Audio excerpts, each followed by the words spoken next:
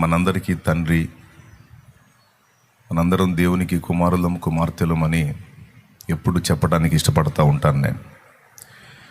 ఎందుకంటే ఆ ఆలోచన, అభిప్రాయం మనందరి మనసుల్లో స్థిరపరచబడాలి. దానివల్ల కొన్ని ప్రయోజనాలు ఉన్నాయి. అందుకే ఎల్లప్పుడూ నేను ఆ విషయాన్ని మీకు గుర్తు చేయడానికి ఇష్టపడతాను.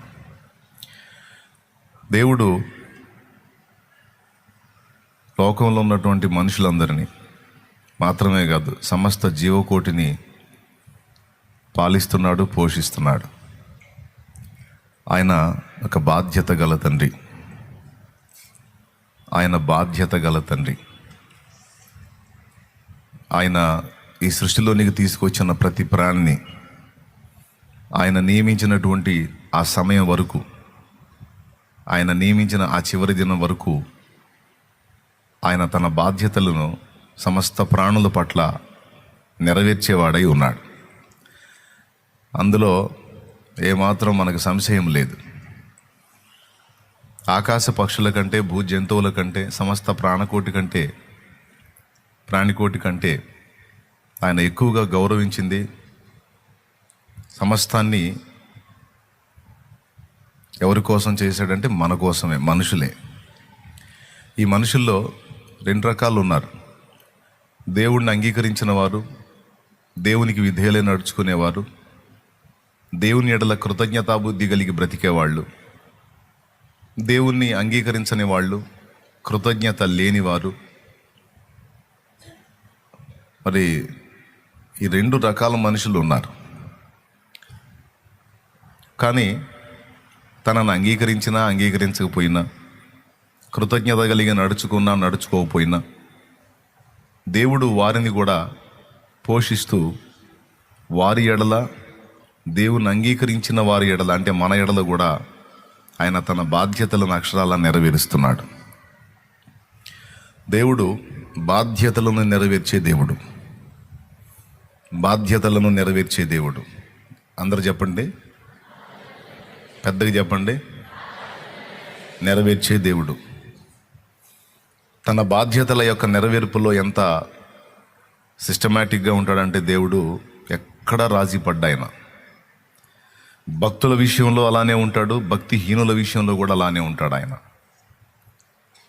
బాగా ఆశ్చర్యం కలిగించిన మాట ఏంటంటే, కృతజ్ఞత లేని వారి ఎడల కూడా ఆయన కనికరం చూపాడని రాస్తుంది లూకాసు వార్త 6లో.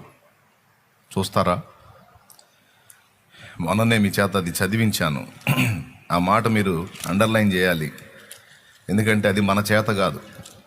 మనం ప్రేమిస్తే, గౌరవిస్తే, కృతజ్ఞత గలవారినే మనం లక్ష్య పెడతాం. కానీ దుష్టుల ఎడల, కృతజ్ఞత లేని వాని ఎడల మనం దయ చూపం. కానీ దేవుడు అలా కాదు. చూడండి, లూకాసు వార్త 6వ అధ్యాయం 35వ వచనం. మీరైతే ఎట్టివారిని గూర్చి అయినను నిరాశ చేసి కొనక మీ శత్రువులను ప్రేమించుడి. లూకాసు వార్త 6:35. మేలు చేయుడి, అప్పు ఇయుడి, అప్పుడు మీ ఫలము గొప్పదై ఉండును, మీరు సర్వోన్నతుని కుమారులై ఉందురు. యేసయ్యే చెప్పిన మాట ఇది.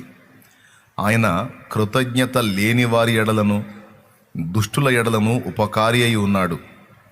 కాబట్టి మీ తండ్రి కనికరము గలవాడై ఉన్నట్టు మీరును కనికరము గలవారై ఉండుడి. దేవునికి స్తోత్రం కలుగునుగాక. హల్లెలూయా.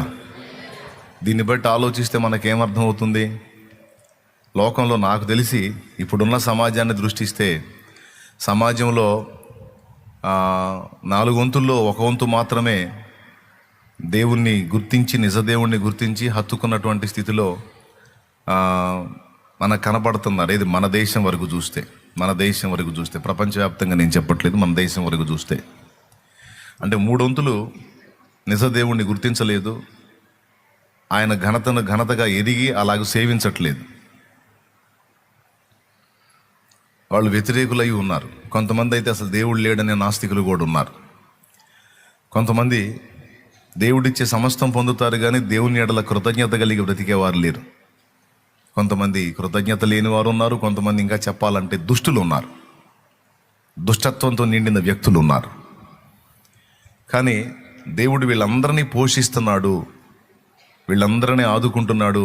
వాళ్ళు కూడా మనుగడ సాగించడానికి కావలసిన సమస్త వనరులు దేవుడిస్తున్నాడు అని దేవుని వాక్యంలో రాసింది. ఆయన మంచివారి ఎడలను చెడ్డవారి ఎడలను తన కనికరం చూపుతున్నాడు, తన సూర్యుని ఉదయింపజేస్తున్నాడు, తన వర్షమును పంపుతున్నాడు అన్నాడు. ఎందుకు వర్షాన్ని సూర్యరశ్మిని రెండింటిని మాట్లాడాడు? సూర్యుని ఉదయింపజేస్తున్నాడు అనే మాట మాట్లాడాడు, వర్షాన్ని పంపుతున్నాడు అనే మాట మాట్లాడాడు. జస్ట్ మత్తయి సువార్త 5లో మీరు చూస్తే ఆయన చెడ్డవారి మీదను మంచివారి మీదను, చూడండి ఆ మాట కూడా చూడండి ఒకసారి. 45వ వచనం, మత్తయి సువార్త 5వ అధ్యాయము 45వ వచనం చదువు. ఆయన చెడ్డవారి మీదను మంచివారి మీదను తన సూర్యుని ఉదయింపజేసి నీతిమంతుల మీదను అనీతిమంతుల మీదను వర్షము కురిపించుచున్నాడు. దేవునికి స్తోత్రం కలుగును గాక. ఆయన చెడ్డవారి మీదను మంచివారి మీదను తన సూర్యుని ఉదయింపజేసి నీతిమంతుల మీదను అనీతిమంతుల మీదను వర్షము కురిపించుచున్నాడు. దేవునికి స్తోత్రం కలుగును గాక. దీన్ని రెండు విధాలుగా మనం ఆలోచించవచ్చు. తన సూర్యుని ఉదయింపజేయుచున్నాడు, తన వర్షమును పంపుచున్నాడు అన్నాడు. నీతి సూర్యుడు, దేవుని సూర్యుడు ఎవరు? తన సూర్యుడు అంటే నీతి సూర్యుడు. నీతి సూర్యోదయం అనేది సర్వ మానవాళికి కలిగింది. ఆయనను గుర్తించి స్వీకరించి ఆమోదించడం అనేది వారిష్టం, ఆయన అనుభవించడం అనేది వాళ్ళ ఇష్టం. అందరి మీద కూడా నీతి సూర్యోదయం కలిగిందా లేదా? అలాగే అందరి మీద కుమ్మరించబట్టానికి దేవుడు పరిశుద్ధాత్మ వర్షమును అనుమతించాడు. దేవునికి స్తోత్రం కలుగును గాక. సూర్యుడు యేసుక్రీస్తుకు సాదృశ్యంగా ఉన్నాడు, వర్షము పరిశుద్ధాత్మకు సాదృశ్యంగా ఉంది. నీతిమంతుల మీద అనీతిమంతుల మీద చెడ్డవారి మీద మంచివారి మీద సూర్యోదయం కలిగించడానికి దేవుడు ఇష్టపడ్డాడు, పరిశుద్ధాత్మ వర్షమును కుమ్మరించడానికి కూడా ఇష్టపడ్డాడు. ఇది ఆధ్యాత్మికంగా మాట్లాడుకుంటే అర్థమయ్యే సంగతి. భౌతికంగా మానవుడు బ్రతకాలంటే తిండి తినాలి. తిండి తినాలంటే ఆహార వస్తువులు పండాలి. పంట పండాలి అంటే ఖచ్చితంగా రెండు అవసరం. నువ్వు ఎంత నాణ్యమైన విత్తనం తీసుకొచ్చి విత్తినా నేల చదును చేయబడాలి. నాటబడినటువంటి విత్తనానికి మొక్కకి వర్షం అనగా నీరు కావాలి. ఓన్లీ నీరు ఒక్కటే ఉంటే సరిపోదు. మొక్క బ్రతకాలి, బాగా పెరగాలి, పంట సమృద్ధి రావాలి అంటే మొక్కకి సూర్యోదయం కూడా కావాలి. కావాలంటే మీరు పరిశీలించుకోవచ్చు. సూర్యరశ్మి లేకుండా కష్టం, సూర్యరశ్మి ఉండి వర్షం లేకపోయినా కష్టమే. అర్థమైందా? సూర్యరశ్మి అవసరమే, వర్షం అవసరమే. ఈ రెండు ఉంటేనే పంట పండుతుంది, పంట పండితేనే మన కడుపు నిండుతుంది. అంటే మనిషి బ్రతకడానికి అవసరమైనటువంటి రెండు విధాలుగా మీరు గమనించాలి. భౌతికంగా మనం బతికుంటానికి వర్షం అవసరం, సూర్యోదయం లేదా సూర్యరశ్మి అవసరం. రెండు విధాల మొక్కలు బతకడానికే కాదు, మనం బతకడానికి కూడా ఈ రెండు అవసరం. ఎట్లాగంటే మనం తాగడానికి నీరు కావాలి, పంట పండాలి, తినాలంటే పంట పండాలి, పండాలంటే వర్షం కావాలి, ఎండ కావాలి కాదా? అలాగే మనకు కూడా డి విటమిన్ కానీ కొన్ని రకాల విటమిన్స్ మన బాడీలో తయారు కావడానికి సూర్యరశ్మి అవసరం. సూర్యరశ్మి లేదంటే మనం పోతాం. దేవునికి స్తోత్రం కావాలి, లేకపోతే చాలా రకాల రోగాలు వస్తాయి. సో మనం మనుగడ సాగించాలన్నా, మనం తినే ఆహారం తయారు కావాలన్నా సూర్యుడు కావాలి, అలాగే వర్షం కావాలి. సో మన భౌతిక జీవితానికి వర్షం అవసరం, సూర్యోదయం అవసరం, సూర్యరశ్మి అవసరం. అలాగే మనం ఆధ్యాత్మికంగా బతికుంటానికి కూడా నీతి సూర్యుడైన యేసయ్య అవసరం, ఆయన అనుగ్రహించే పరిశుద్ధాత్మ వర్షం అవసరం.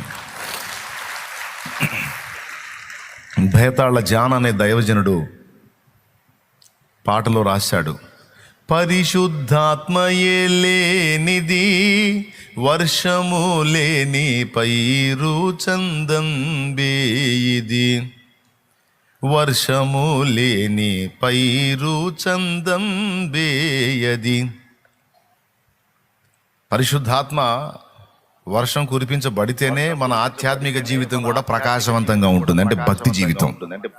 పరిశుద్ధాత్మ వర్షం కురిపించబడకపోతే మన భక్తి జీవితం కూడా మొక్కలు ఎండిపోయినట్టు ఎండిపోయిద్ది. అందుకే ఎప్పటికప్పుడు మనకు ఆత్మవర్షం అవసరం. అందుకే నాకు తెలిసిన పాస్టర్ గారు ఒక పాట రాశాడు దేవుని పరిశుద్ధాత్మ ప్రేరణలో. కురిపించుము దేవా నీ ఆత్మవర్షము పల్లి. తెలుసా పాస్టర్ గారు, మీకు పరిచయమేనా? దేవునికి స్తోత్రం. హల్లెలూయా హల్లెలూయా. చిరుకూరుపేటలోనే ఉంటాడు ఆయన కూడా. దేవునికి స్తోత్రం. ఏమండి, శాలేం రాజు గారు అని ఉన్నాళ్ళు ఒకడు.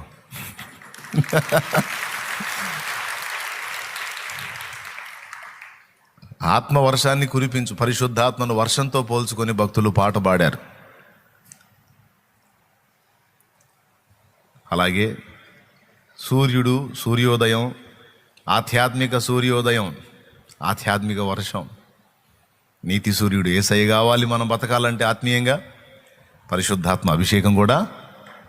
ఇప్పుడు చెప్పండి, అసలు ఈ దేవుని వాక్యం ఎంత పర్ఫెక్ట్గా ఉంటుందంటే, ఏదో ఆశువుగా పలికినట్టు అట్ట పలుకుతాడు, దాన్ని తవ్వితేనేమో ఈ మ్యాటర్ బయటకు వచ్చింది. వచనాలన్నీ ఏమో మామూలుగా అట్లా ఆశువుగా ఉన్నట్టు ఉంటాయి, అట్లా ఏదో కామన్గా పలికాడు అన్నట్టు ఉంటుంది. కానీ రెండు మాటలు, ఆయన మంచివారి మీదనో చెడ్డవారి మీదనో తన సూర్యుని ఉదయింపజేస్తున్నాడు, నీతిమంతుల మీదనో అనీతిమంతుల మీదనో తన వర్షము